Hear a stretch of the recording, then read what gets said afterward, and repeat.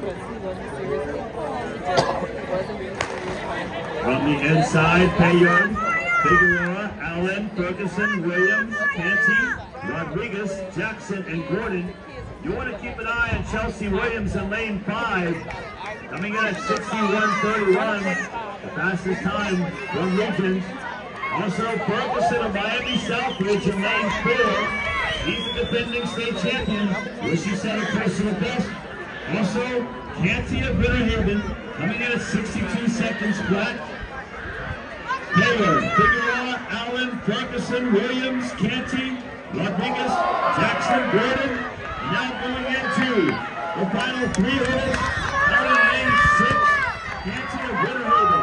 And now coming on strong on lane 3, Allen of St. Thomas Aquinas.